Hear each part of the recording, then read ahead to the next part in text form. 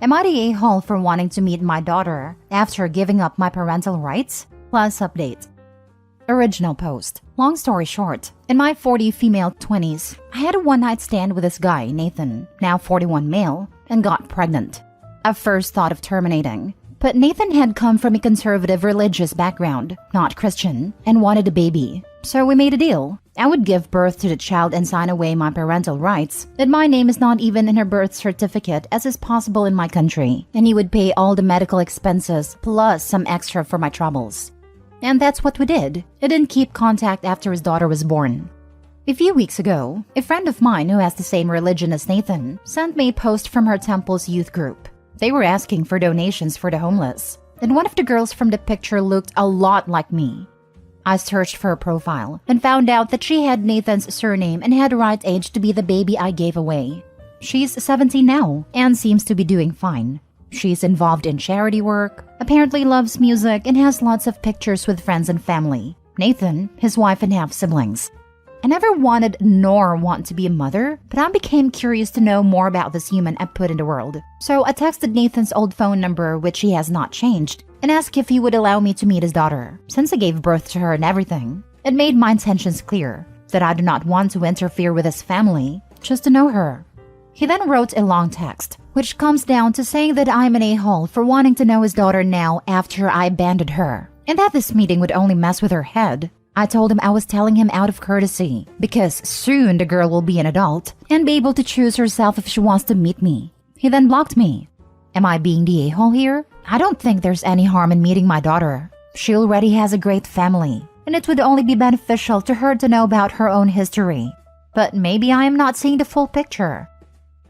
Now for the top comments before reading the update. So you didn't want her then, you don't want her now, but you're curious to see how she turned out? You're the a-hole.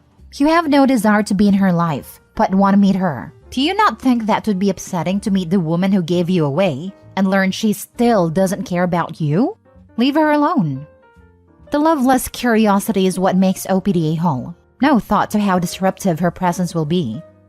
Agreed times 10 million. She wants nothing to do with this child. She just wants to talk her out of curiosity. How horrifying would it be for the person who birthed you to come out of nowhere and when asked why they say just curious, only to once again disappear into the night? Her dad is right. She's just doing this to mess with her head. It's so selfish.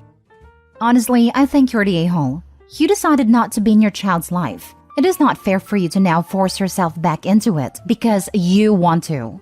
A more appropriate course of action would have been to reach out to provide current contact information and let him know that if she was ever interested in getting to know you, that's something you are open to. It should be her choice, not yours.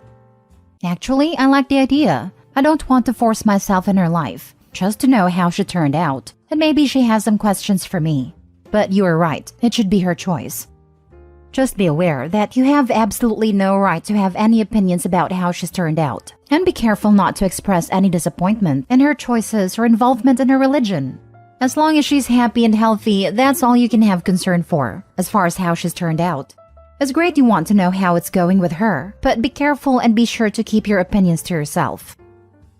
Now for the update. Hi everyone. First of all, thank you for your judgment. Some of you were pretty harsh and a bit misogynistic, to be honest. But I needed to hear what the well-intentioned comments had to say. Some answers to common assumptions. 1. I wasn't coerced into giving birth. Nathan and I reached an agreement in a situation that involved us both. I'll admit that I was young, didn't know what pregnancy was really like, and needed the money, which I'm not proud of, but hey, y'all are gonna judge me anyway. 2. I didn't want to reach out to Nathan's daughter just because she looks like me. I only mentioned it because this is what made me realize that the girl in the picture was the child I gave birth to, but it blew out of proportion.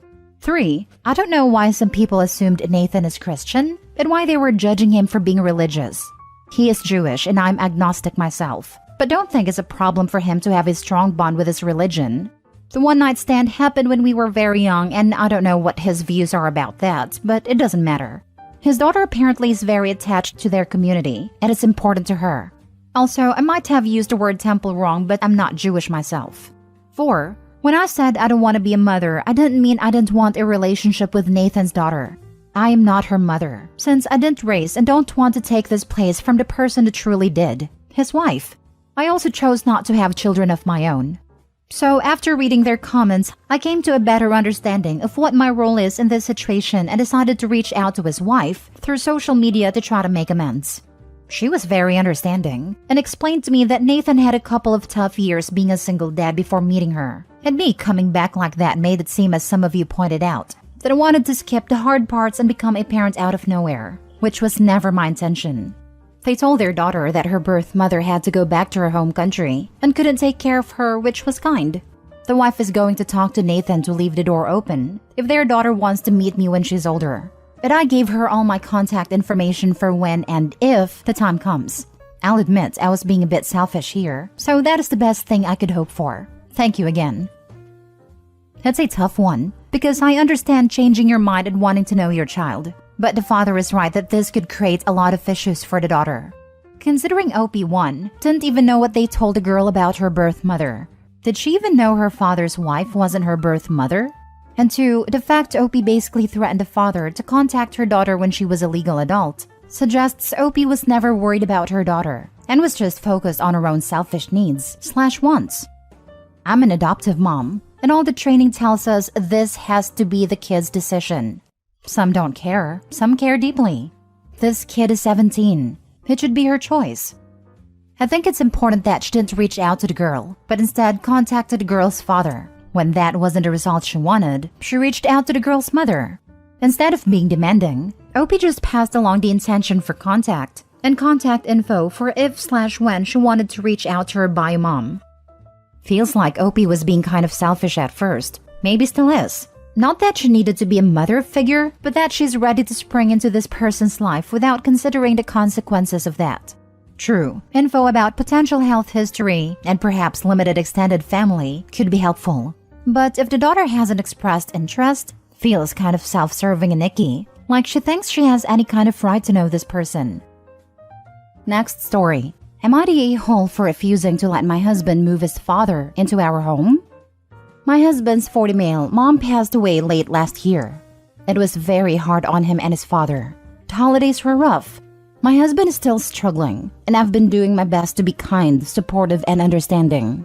But he's been less attentive with our 3 kids, 14 female, 12 male, and 9 male. And I'm pretty sure he's struggling at work too, but he won't admit it. He started therapy about a month ago and is going once a week. A couple weeks ago, he brought up to me that he wants to move his dad, 75 male, into our house.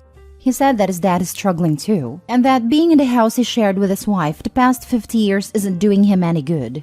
He had an entire plan laid out, so it was obvious to me that he's been planning this for a while without talking to me about it. He wants to move his dad into the room that we had just moved our middle child into last summer. Before that, our 2 youngest were sharing a room, so we did some renovations to make an extra bedroom so all our kids could have their own space. He wants to force our 2 youngest to share a room again so his dad can move in. He also wants to talk to his dad about putting their house on the market, or possibly renting it out, which means father-in-law would be here long term. After he laid out his plan, he asked me what I thought, and I told him my immediate reaction is no. I told him that barely any time has passed since his mom's death, and it's too soon to make such drastic changes in everyone's lives. I told him his dad will get better with time, and we all just need to take a step back and not rush into any decisions. He was not happy with my response and kept asking for specific reasons other than not enough time has passed. I suggested that we look into different housing options for his dad if he's uncomfortable in his home, which I get. His dad has enough money saved to afford a good retirement home or a smaller condo which would allow everyone to still have their own space. He didn't like that idea either because it would mean his dad is still living alone. I'll admit, there are reasons I didn't tell him. Seeing my husband deal with his grief has been hard, especially since it's affecting his ability to be present with me and the kids. So I really don't want a second grieving man in our house. I also don't really want to kick our middle child out of the room that we just made specifically for them. That isn't fair to them. But I know if I tell my husband this, he's going to think I'm being selfish. And maybe I am. Father-in-law currently lives about 3 hours away, so visiting him is difficult. We also live in a pretty rural area, and the nearest town with respectable retirement homes is over an hour away. So even that option isn't ideally close, but it's still closer. I know it sounds selfish, but I just don't think I could handle 2 grieving men in my home. I can barely handle 1 right now. Now for the comments. I cannot believe anyone is saying you're the a-hole to not wanting your father-in-law to move in permanently. We don't even know he would want that. Living with someone, never mind pushing your kids back into sharing a room indefinitely, is a big deal. Hard not the a-hole. I think you all having a discussion about him selling up and buying a smaller place nearby is a better option. Maybe look into a tiny home or trailer for him to put on the property. Since you're rural, his own space but right there. Plus, if you don't flood, it could be a step or two and then it'll be one story. Perfect for elderly. I completely agree with you, not the a-hole. A compromise needs to be had here. No, I respectfully disagree. This seems like it could be a solution at face value, but this is really unrealistic. He might sleep in the tiny house, but he will for sure spend his waking hours in Opie's home, and this proposed situation would invite a permanence to his residency there. This is totally unfair to Opie. We agree in judgment, not the a-hole, but this is not a true compromise, because while the kids won't have to share a room, Opie is clear that her primary reason for saying no to father-in-law coming is because she can't handle the responsibility for having an additional adult, who is also racked with grief permanently in her space, which is a reasonable position to take. Getting father-in-law into a retirement community with other seniors, many of whom are often widowed themselves, seems like a far better solution for everyone, especially father-in-law. These types of communities can be very beneficial for older folk, who can be independent but also need active engagement with others. Since finances don't seem to be a major factor, any additional support with meals, housekeeping, laundry, etc. can easily be had. Let's hope they can do something like this. An hour away isn't terribly far. Dedicating frequent scheduled visits will still be far less time and effort than having an additional adult to care for every day, and could actually be far better to father-in-law, not the a-hole. Not the a-hole. It's not selfish to want your soon-to-be teen son to have his own room. Find an apartment near your home. Move dad there. Have him over to visit a few times a week. There are plenty of ways to solve this that don't involve packing your house full of people and appending your family life. This is the answer. Move dad closer, but it should be a one-level apartment with a cleaner coming once a week. Opie is already dealing with a lot. Handling 3 kids and a struggling husband is no small feat. Given my experience with older boomer men, I am guessing that the workload of having him there will fall on Opie too. Extra laundry, cleaning, and another mouth to feed. Not the a-hole. The house belongs to you too, and it is the boys' home. It's definitely not fair to the kids to give away their space and make them share a bathroom with an old man, even if he is their grandfather, without their input. My father-in-law died 2.5 years ago, and my mother-in-law spent about 5 to 6 months of that time visiting us in our house. She sold the house she bought in 2021 and is with us again temporarily. It's not easy. It has nothing to do with grief. And we are empty nesters with a spare bedroom. Mother-in-law has an offer on a house about 30 minutes away and should be moving out next month. We plan and hope to visit her at least a couple times a week, but that's not 24/7. I would highly recommend your father-in-law sell his house and get a small home or condo near to you. Last story. Am I the a-hole for not sharing my son's birthday cake? My 30 female son's 8 male birthday was 2 weeks ago. He wanted a pistachio cake, but nobody in our family likes it. So I agreed with him that the biggest cake that would be at a party would be a chocolate cake, while he would have a pistachio cake saved in the freezer just for him. The party took place in our backyard. The whole family was there, and the kids had a great time.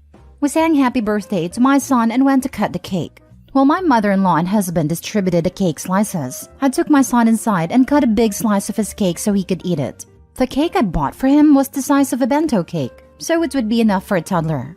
When we left, my sister-in-law, who is also a mother, looked at my son's plate and saw that his cake was different. She was surprised and asked where this other cake was, because she and her daughter wanted to taste it. I replied saying that I couldn't share, because this cake was just for my son as he doesn't like chocolate. She called me selfish for denying her and her daughter a slice, and after that, she commented to everyone at the party that I had another cake hidden at home. Many people ignored it, but some were curious and asked me why I didn't share the other cake. I explained the situation until they kept calling me selfish. My husband and my mother-in-law told me I didn't do anything wrong as I was resolving a situation with my son. But I'm still in doubt if I'm really right or I was an a-hole. So am I the a-hole? Not the a-hole. I'm honestly having a hard time wrapping my head around adults demanding to eat a child's birthday cake at his own party. I'm absolutely with you on this one. I can't fathom being sulky in this situation. Not the a-hole. Next time, just get a cake your son likes and makes everyone have that cake. Then they can get angry not having a cake they like. And you can say it's your son's birthday and he picked the cake. So go away, you a-holes. Your friends and sister-in-law sounds like pieces of work to demand your son's small birthday cake for himself. Yes, share the cake your kid likes. It will eventually become a tradition and more memorable than a boring chocolate cake. I still remember my wife's uncle busting out this horrible lemon cake that everyone hated after every Easter. It would be the butt of all jokes, but we also all ate it. Lol. Can you imagine being a grown adult and getting angry that you're being denied a second type of cake at a child's birthday? Not the whole. If you're really trying to be an entitled person, this is probably the best way to do it.